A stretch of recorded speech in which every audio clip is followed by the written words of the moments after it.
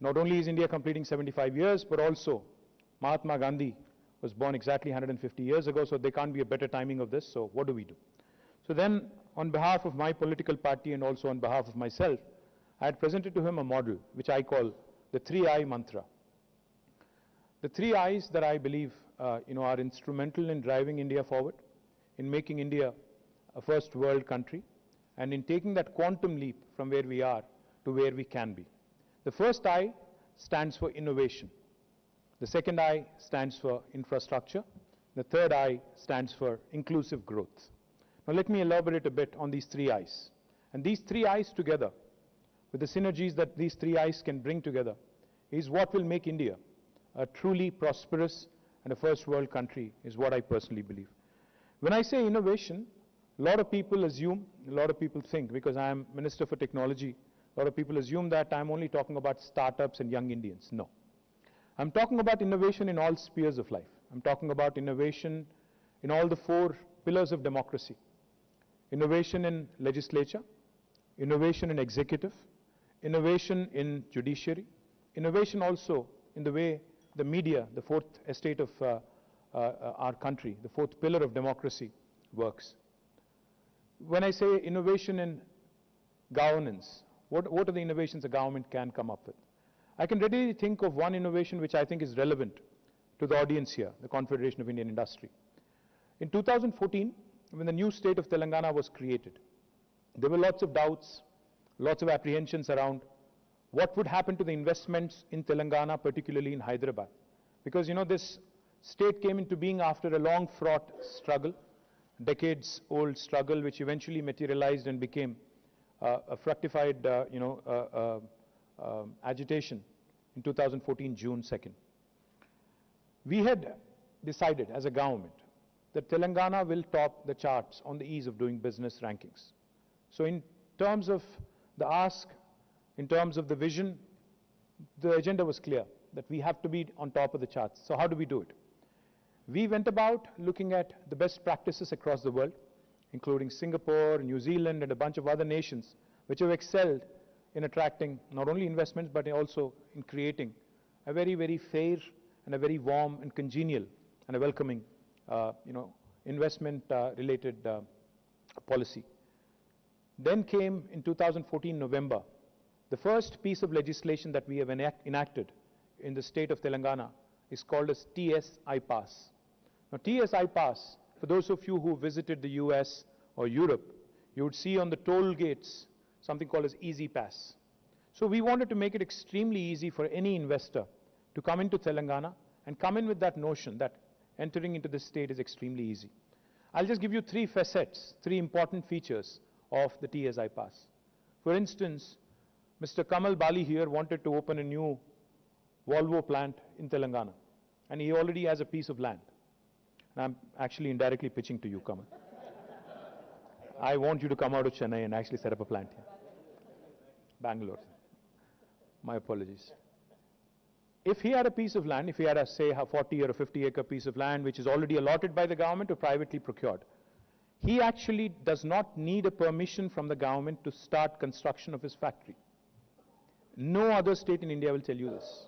No permission from state government, no permission needed from the local municipality, no permission needed from the local village panchayat. And this is by statute. This is not some minister standing in front of you and giving you his elevator pitch or investment pitch. No. This is backed by statute, by a legislation which I cannot change. All you have to do is self-certify yourself, come into the state of Telangana, start working, hit the ground running.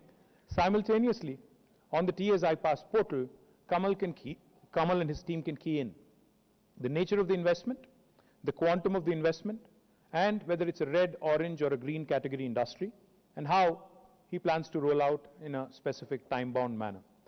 We take only 15 days to give you all clearances, irrespective of how many departments it involves. Sometimes it could involve as many as 30 departments, and sometimes it could be as few as 5 or 6 departments. No matter how many departments are involved, we promise by statute again, by legislation, by law, all clearances in 15 days. Now, if you don't deliver on the 15-day window, on the 16th day, it's an automatic approval, it's a deemed approval. No state in India will tell you this. Also, another thing happens on the 16th day. Not only is it a deemed approval, I have the ability as the minister, as the head of my department, to penalize any bureaucrat who is actually held responsible for any delay beyond the 15-day window to a sum of rupees 1,000 per day. Again, no state in India will tell you this. Last thing I'll tell you, which this policy gives me, the TSI pass, is this policy gives me, empowers me as a minister. If Kamal will share with me the offer he has in terms of fiscal incentives and other things from Karnataka, from Tamil Nadu, from possibly Maharashtra and Andhra, I have the ability and the flexibility through this policy to either meet or beat any of the offers from my competitor. That's what TSI pass is. Now, in case you're wondering, this sounds too good to be true, does it actually work, or is this guy just BSing his way through? Let me tell you. In the last 8 years, we have given more than 20,000 clearances. We have been able to attract more than $35 billion of investment. We have been able to create more than 1.6 million direct jobs in Telangana, and the story has just begun. We've barely scratched the surface. So when I was gloating and bragging and saying the same story, narrating the same story, to the chairman of KPMG in New York a couple of years ago, I told him, listen, no state in India will tell you this. You might want to promote this to your prospective investors looking at India. He smiled at me and he said, you can go ahead and say this. No state in the United States also will offer you this. So that is the sort of policy. That is the sort of policy that we have made in Telangana, which has truly catapulted us to the top of the league on the ease of doing business rankings. But I know ease of doing business is passé. Ease of doing business is okay. But what matters in today's world, in a competitive world, it's extremely important, is to be able to also lower the cost of doing business and improve the quality of doing business if you want to stay competitive. But I'll come to that in a bit. So the innovation I talk about does not confine itself to just government or one arm of government. Each of us in our individual capacities need to start working on innovation within our processes, and therefore in Telangana today, in Hyderabad today, we have India's largest, in fact the world's largest technology incubator called as T-Hub. We have India's largest prototyping facility called as T-Works. We have, in fact, a world's largest pharma city coming up, world's largest pharma cluster coming up in Hyderabad in about 19,000 acres. Now, why am I throwing around the world's largest, India largest number or the words? The reason being, I know economies of scale are important. If India has to compete with China, we need economies of scale. I remember very vividly when Mr. Piyush Goyal was here a couple of years back, we had a closed-door meeting with All India Medical Devices Manufacturers Association. This was right at the time when COVID started. So we were just interacting, taking questions. One of the leaders from the industry stood up. He said, sir, I loved your speech, but for me today, it costs lesser to import gloves and masks from China rather than make it completely here. So the transportation costs and everything else, all the import duties, etc., still it is cheaper for me to import than to make in India. So how do I make in India? Of course, Piyush Goyal gave a very nice speech about nationalistic feelings and a bunch of other things. But what I would recommend CII, and I think all of us together as governments, as state governments, is figure out a way how we can bring about those economies of scale into play, how we can actually compete with the large manufacturing countries like China, like Indonesia, like Malaysia, like Vietnam, how we can stay competitive vis-a-vis the world in terms of quality, also in terms of cost, which I think is the biggest challenge. What do I mean infrastructure? I mean the second I that I mentioned, infrastructure. We not only need good power infrastructure, we need industrial infrastructure, we need water, we need sewerage treatment plants, we need effluent treatment plants, we need zero liquid discharge facilities, we need clean rooms, all the things that are required so that India doesn't again miss out. We missed out on green revolution. We missed out on industrial revolution, the first one. We are not missing out on the digital revolution now that is unleashing and that is unfolding right in front of our eyes. But I think what's even more important is Industry 4.0, Industrial Revolution 4.0, that is likely to unfold right in front of our eyes, and we can't afford to miss this, especially when the world is looking at us with interest. I meet number of investors who are from overseas. Each of them tells me, my strategy going forward after COVID is China +1. China for China. This is the mantra that I keep hearing from every single overseas investor that I meet. Therein lies the opportunity for the Indian industry to partner, to joint venture, to seize the moment. And if, like Justice N.V. Ramanagaru said, unless you take some bold decisions, you could be right, you could be wrong sometimes. But we need to be bold. We need to move forward because there is no dearth of capital. If you are in the right frame of mind, I do not think there is ever a better point in time than now to make those bold decisions, bold moves, because capital is there for the offing. It's up to you to grab it. Now the third thing I'll tell you is inclusive growth. The third I is inclusive growth. What do I mean by inclusive growth? Am I talking the rural-urban divide? Am I talking, I was just commenting to Suchitra that there are not enough women in the room. Of course, there are not enough women in legislature also. This is also predominantly a boys' club. The thing is, inclusive growth is about bringing bridging that divide, urban, rural, the social, across different social classes, across different economic stratas. Because each time I bring an investment into Telangana, it is extremely difficult for me to take an investor away from Hyderabad, the investment magnet called Hyderabad. When I tell them that India's largest textile park is in Warangal, why don't you invest there? They keep asking me, how do I get to Warangal quickly? How do I make sure that my management moves to Warangal? You know, is there a flight? Is there a chopper? How do I make them, you know, I avoid that 1.5 or 2 hours of road journey? I understand the problem. I understand the challenge. But unless we figure out a way to bridge this rural-urban divide, unless we promote the tier 2 towns, unless we start looking at opportunities in the second tier towns, because, you know, there is no need for us to focus excessively and obsess on metros. We know what's happening with metros. As was just pointed out, let me say this a bit unabashedly because, you know, it is my fiduciary responsibility to champion the cause of Telangana. As much as I am an Indian, I'm a minister from Telangana. So let me remind you, all those of you who are from Chennai, your city is a bit humid. Delhi, as you all know, has the pollution problem. Bangalore, as we all know, it's very, very difficult to move. You know, it takes 3 hours from the airport to anywhere in Bangalore. So, what does that leave us with? Bombay is too expensive. Kolkata, I wouldn't think of. Ahmedabad has its own challenges. Let me not get into it. So that leaves us with, I think, one very prominent city which, where you're sitting right now, Hyderabad. And as you navigate from the city airport into the city, you would have realized that the infrastructure is much superior, far better. The quality of air you can breathe in Hyderabad. It's not a gas chamber yet. The greenery that you see, in fact, we've just bagged the World's Green City Award as recently as a couple of weeks ago, beating Montreal, Paris, Bogota, beating Bangalore and all the Indian cities fair and square. In terms of quality of living, we rank second to none. Last 5 years in a row, Mercer has rated us as a city with the best quality among Indian cities, 5 years in a row, 2015 onwards till 2020. The quality of living is higher, the cost of living is lower. We are as good and better in terms of resources, in terms of human and other resources. And like I said, the government is extremely progressive and we are focused on building scale.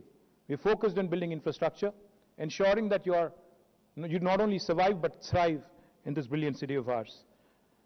Now, the subject that was given to me is not just to promote Telangana, but also talk about the economic agenda for the state.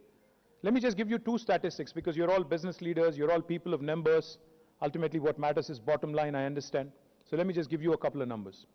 When the state of Telangana was formed, our per capita income was 1,24,000 rupees. In 7 years, flat, Telangana's per capita income is the highest in the country today at 2,78,000 rupees. It's a phenomenal rise of almost 130%. And this is the highest in the country. The national average is still 1,49,000 rupees. We're almost double the national average. The gross state domestic product of Telangana was 5,06,000 crores in 2014. As of March 31st last year, it has risen to 11.55 lakh crores. Again, a phenomenal 128% increase. Now this will tell you, and if you just compare notes and if you just think about it for a minute, if only the rest of the country had performed as well as Telangana in the last 7 years, we would have been a 4.6 trillion economy, not a 3.1 trillion economy. Just giving you numbers. Let me also add a couple more things to what I just said. How did Telangana fare in the last 8 years? Today, Telangana is home to 1/3 of global vaccine production, human vaccine production, thanks to Suchitra, thanks to Mahima Datla, thanks to Biological Advance, Bharat Biotech, Indian Immunologicals, and of course Shanta Biotech, all these companies, Sanofi, all of them together manufacture 9 billion doses of vaccines from Hyderabad alone. And with the recent expansion plans announced, by next year, it will be 14 billion doses manufactured out of Hyderabad alone, making it 50% of the global vaccine production, which is a phenomenal feat.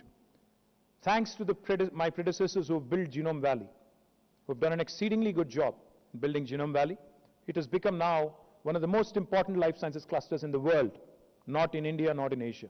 And we are truly proud of what it is. But now the challenge is taking it forward.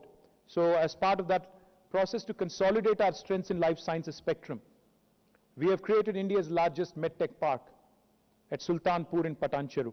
And I'm happy that it has taken off really well. More than 50 companies have set shop there. And in fact, Asia's largest stent manufacturing facility is a company from Gujarat called SMT, Sahajanand Medical Technologies, has set up shop there, and they have set up Asia's largest stent manufacturing facility with state-of-the-art, world-class clean rooms and everything else. Also, consolidating strength in life sciences, now we are aiming to create the world's largest pharma cluster in Hyderabad Pharma City. It's on the last leg, and I'm hoping to break ground very, very soon. We have gotten all the environmental clearances, so there's no challenges whatsoever. Last few cases that remain in the court is what is holding us back, or else it would have been up and running already.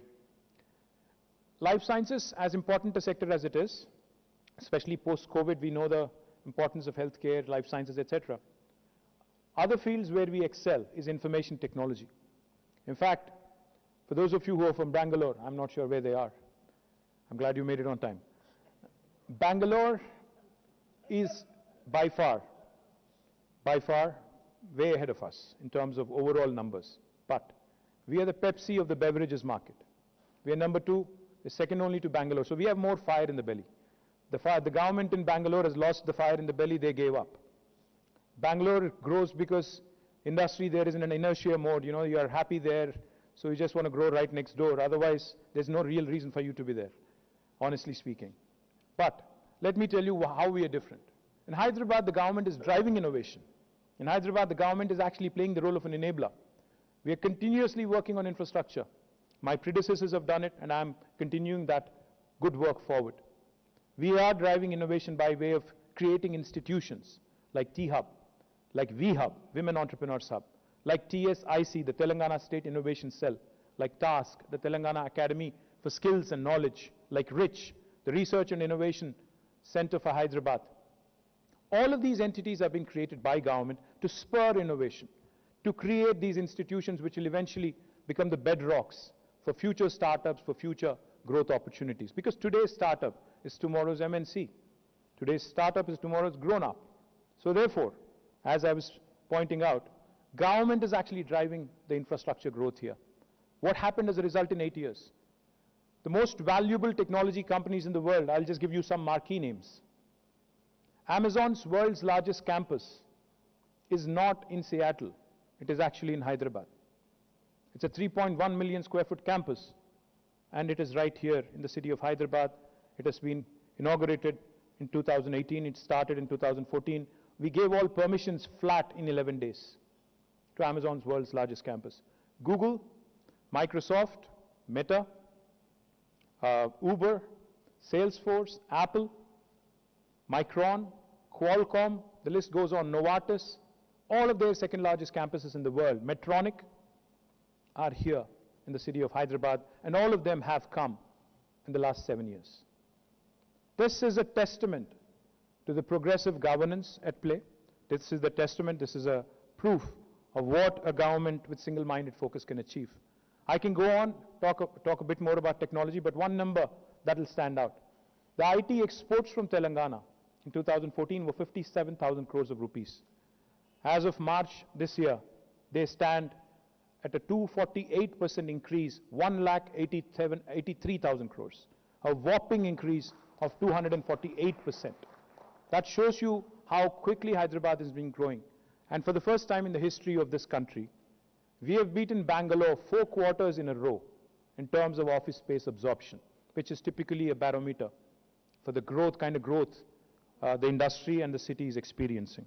And it's also, of course, a challenge for me as Urban Development Minister, because the more quickly you grow, the more quickly you run into infrastructure challenges. Let me also quickly add a couple of other sectors. Aerospace and defense, another very, very important sector where India has a huge opportunity. Hyderabad is doing really well. I don't know how many of you know this. Gareth wouldn't mind knowing this also, I'm sure. President Joe Biden's helicopter cabin is also made in Telangana. In fact, Sikorsky is the company, along with Tata's. They make American president's helicopter cabin right here in the city of Hyderabad. Not only Sikorsky, but Lockheed, Boeing, GE, Honeywell, I can go on, the list is long. Several aerospace and defense companies, Safran, have made Hyderabad their home. We're looking to, of course, get more English companies into Hyderabad and Telangana as well. Thank you, Gareth, for the support. So aerospace and defense is another very important sector for us. But what is the way forward? What are we looking at? How do we see the $470 billion Telangana economy growing and becoming a $1 trillion economy? How do we envisage the growth? Where do we envisage the growth, etc.? Of course, the sectors that I've just mentioned are extremely important. Technology, of course, is an important sector. But I think what makes technology exciting is, Hyderabad is that place I keep saying to a lot of people. Hyderabad is neither North India nor South India. If you ask me, it is where the north of India meets the south of India. It is where biology meets technology. It is where life sciences meets data sciences. It is where paratha meets dosa. It is where mangoverse meets metaverse. It's a brilliant, brilliant, melting pot where people from any part of India can feel at home.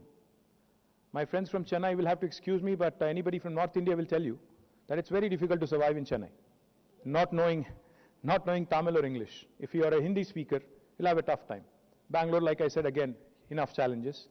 Kerala, too far south. We're bang in the middle of the country, and we have enough land, we have enough water, we have a very progressive government, 24/7 power, no corruption, no graft. What you see is what you get, no BS. This is what makes Telangana extremely attractive and extremely, progressive. Well, how do I see the way forward? Besides consolidating our strengths in life sciences, technology, aerospace, defense, we are focused on unleashing the power of rural livelihoods. So therefore, in Telangana, you have 5 different revolutions unfolding right in front of your eyes. Today, I'm proud to tell you this. Earlier, at one point of time, Andhra Pradesh, the United State of Andhra Pradesh, was called the granary of India. But today, Telangana is second only to Punjab in paddy production, and our paddy production has grown manifold from 68 metric lakh tons in 2014 to 3 crore 50 lakh tons in 2021. Our paddy production is now so much, Government of India's Food Corporation of India is saying it can't procure any more from us. So that's what we've done. We've hit the ceiling of sorts. So the green revolution is unfolding in Telangana. It is shaping up rather well because of our Honorable Chief Minister's focus on expeditious completion of irrigation projects. Talking about irrigation projects, let me ask all of you for a minute. I know you're all addicted to your mobile phones and social media. If you can kindly pull out, some of you at least, your mobile phone, and please pull out Google for a minute, if you can. Just pull out Google. Please don't check your emails and WhatsApp messages. The question is, where is the world's largest lift irrigation project? You have to Google. I don't want Anil Epur telling me what the answer is. I want Google telling me what the answer is. Yeah. Yes, ma'am. It is Kaleshwaram lift irrigation in Telangana. We lift water from 82 meters above sea level, bring it all the way to 618 meters above sea level. It's an engineering marvel which has been accomplished by the government of Telangana in a short span of 4 years. You see, we talk about 3 gorges and a bunch of other things. We don't talk about our own engineering feats. We don't talk about, we have bragging rights, but unfortunately, we don't brag much. We are Southern Indians, so typically are nice, docile people. So, you know, I wish I was born in Gujarat. I would have said a lot of things. How do I see everything else panning out? The blue revolution, aquaculture. Today, Telangana is the #1 state on inland fisheries in India. In fact, there was a time when people were surprised when I told them I was in Minnesota. The governor told me that I'm a land of 10,000 lakes. I smiled. I told him we are a land of 46,000 tanks. He was zapped. The 46,000 lakes and tanks in Telangana were not nurtured properly. But now with government of Telangana's focus, Mission Kakatiya, our aquaculture, our fisheries production is more than quintupled. Today we are the #1 state in inland fisheries. Now, in fact, as recently as a couple of months ago, we've had an American company called Fishin, which came in and they're setting up a large aqua hub in about 350 acres near the Mid-Maner Reservoir in my district, Sirsila, which will be India's largest aqua hub. So that is Telangana for you unfolding blue revolution. I also three more revolutions unfolding. A white revolution, dairy industry, rural livelihoods again, prospering. Again, another very important revolution is pink revolution, the meat processing industry in Telangana. In fact, our livestock has doubled over 5 years. Our sheep production has doubled over 5 years. So the meat industry is also doing rather well. We can export meat to the Middle East, to the Southeast Asia. We can export fish to as far as the continent of United States. And the last revolution, which I'm very upbeat about, is palm oil production, yellow revolution, oil palm production, which again Telangana government aims to do something truly magnificent. 20 lakh acres of palm oil cultivation in the next 5 years. A very ambitious goal, very audacious, but at the same time I think which will free our country from dependence on imports in terms of edible oils as well. So from manufacturing to services to knowledge economy, Telangana is covering all bases. My humble request to all of you, the south of India, with 19% of population, contributes to 35% of India's GDP. We have enough firepower from the south. Tamil Nadu, Karnataka, as much as I compete with Tamil Nadu and Karnataka, let me tell you, I also grudge their success once in a while. I'm in admiration. Because, you know, I love the way they actually go about attracting businesses in Bangalore, in Chennai. So, my humble appeal to all of you is, there are certain strengths that Tamil Nadu has, which I don't. I don't have a coastline. I'm a landlocked state. But there are certain strengths that I have, which they don't. So therefore, I think it's important for you as business leaders, as you think of diversification, please start looking at progressive states like Telangana and invest. Like I said, I'm not merely a southern state. We're also central to India in terms of logistics. Our centricity also matters. We cover all bases. You can cover all bases from one single location. You can make this your hub. You can have multiple spokes elsewhere. But I request Kamal Bali to announce that he is investing in his next plant right here. Thank you very much. Jai Telangana.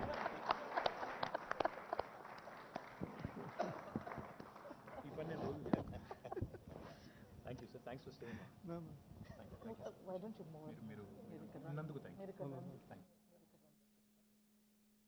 This was on the 73rd, on the eve of the 73rd Independence Day.